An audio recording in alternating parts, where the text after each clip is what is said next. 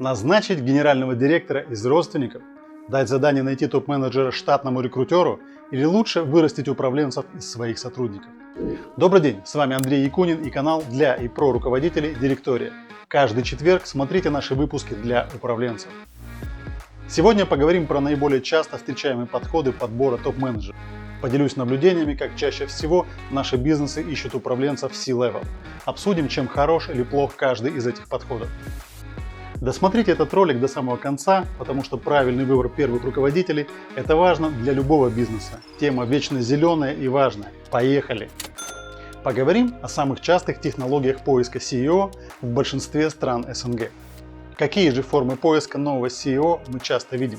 Формирование преемника среди своих управленцев, подбор человека из давно знакомых нам дружественных бизнесов, возможно, конкурентов, самостоятельный поиск внутренним рекрутингом, привлечение рекрутинговых агентств, по рекомендациям знакомых бизнесменов, возможно, чиновников разного уровня, поиск среди своей родни и так далее.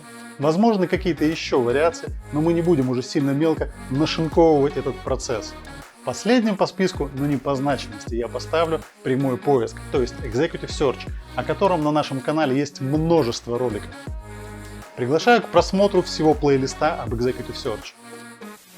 Номер один моего списка. Действительно крутой подход формирования преемника внутри компании. Это действительно системный, проактивный, управляемый процесс. Проводится оценка кадрового резерва. Выделяются лидеры и, учитывая их опыт, знания, формируется программа развития на несколько лет вперед. Можете делать так, обязательно делайте так. Возможно, это одна из лучших практик. Но часто такой подход сталкивается с нежеланием текущего CEO растить себе преемника. Отчасти это угроза для действующего руководителя. Выращивая преемника, можно дождаться, что тебя подсидят, и поэтому не горят желанием растить сильных. Могут специально растить слабых и беззубых. Смотря со стороны, очень хорошо видно, как наигранно CEO рассказывает, как успешно он внедряет систему развития преемника. Такие прецеденты есть, и они нередки. Могут вспыхнуть интриги внутри корпоративных элит. Компании – это копии государства в миниатюре, а некоторые даже сложнее и больше, чем некоторые страны. Поэтому то, что есть в политических кругах государств, есть и в корпоративном мире. Явные и неявные лидеры пытаются усилить свое влияние и ослабить противника. Подготовка своего преемника – отличный повод для изменения расстановки сил в компании. Казалось бы, что в этом плохого? Лидеры, явные и неявные, развивают компанию так, как они считают нужным. Но здесь не нужно забывать об интересах акционеров. Знаю примеры, когда стремительно меняющаяся реальность приводила к краху программы преемничества. Последние годы настолько кардинально изменили нашу реальность. Те, кого растили в прошлых парадигмах, стали неактуальны на первых ролях в компании. Но повторюсь, работа по развитию преемников в компании – это один из самых понятных, прозрачных подходов для бизнеса. Занимайтесь этим обязательно. Номер два моего списка. Далее объединю часть подходов. С моей точки зрения, поиск первого руководителя по знакомству, родне, рекомендациям – это не совсем про бизнес. Почему? Потому что, занимаясь большим системным бизнесом, мы и решения строим на глубоком анализе, взвешиваем возможные решения и выбираем оптимальное в тот или иной момент. Попробуйте представьте, что акционеры крупной частной компании слышат от комитета по назначениям, что они выбрали некого условного Васю, потому что его рекомендовали коллеги-банкиры или на семейном совете так решили. Верить в наше время нельзя никому, порой даже самому себе. Мне можно. Особенно представьте, что это множество миноритарных акционеров, которые доверили свои деньги этой компании. Помните вредные советы Григория Остера? Если сочинить стишок в его стиле, то получится примерно следующее. Акционеры точно скажут: это очень хорошо, мы согласны, назначайте, это лучший вариант. Вредные советы такие вредные. С одной стороны, я утрирую, с другой стороны, в жизни тоже так бывает. Что я считаю в таком поиске недопустимым для бизнеса? Это не оптимальный выбор наилучшего варианта, а некий компромисс, когда мы берем на роль CEO некий приемлемый вариант. Насколько хорош тот самый Вася? В чем он сильнее других CEO? В чем он слабее других руководителей? В таких подборах бизнес опирается больше на субъективные ощущения людей, принимающих решения, и доверяет огромные активы вроде как хорошему управленцу. Вася может быть действительно хорошим управленцем, а ведь может и не быть. Может быть лучшим, а может быть посредственным. Номер 3 моего списка. Следующим этапом объединю внутренний рекрутинг и внешний. С точки зрения выбора CEO это не критично, сами или рекрутинговые агентства.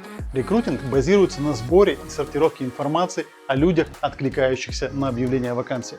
Они активно присылают свои резюме, находятся в поиске нового места работы. Зачастую основной фокус делается на внутреннюю базу резюме и такие ресурсы, как HeadHunter, ну и LinkedIn, естественно.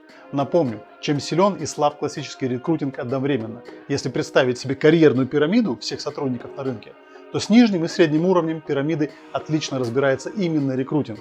Люди видны, люди хотят развития, хотят зарабатывать больше и регулярно смотрят на рынок.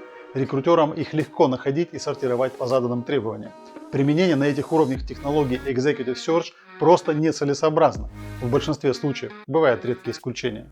Но верх пирамиды не такой. Это люди, которые многого добились, уже обеспечены материально, обладают властью, связями и самое главное, они не заняты поиском новой работы, чаще всего. Они не откликаются на объявления, они их просто не смотрят, они не рассылают свои резюме.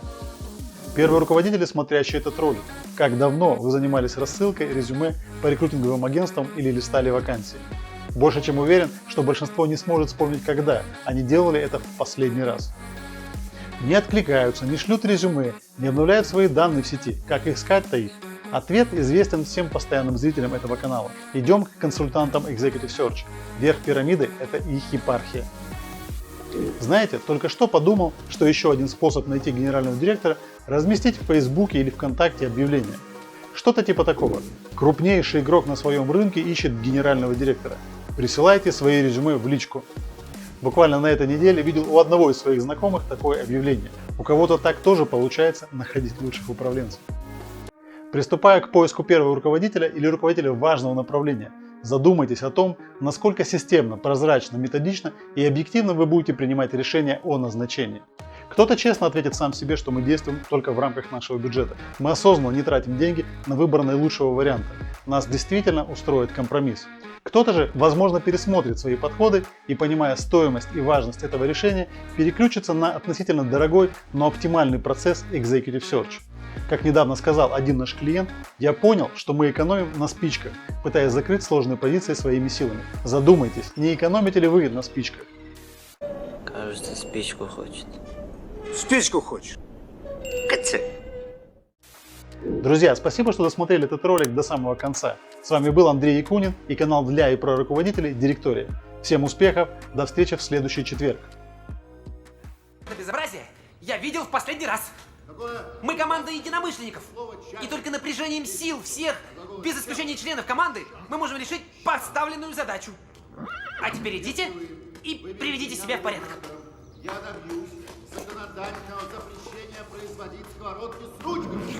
Настоящий руководитель.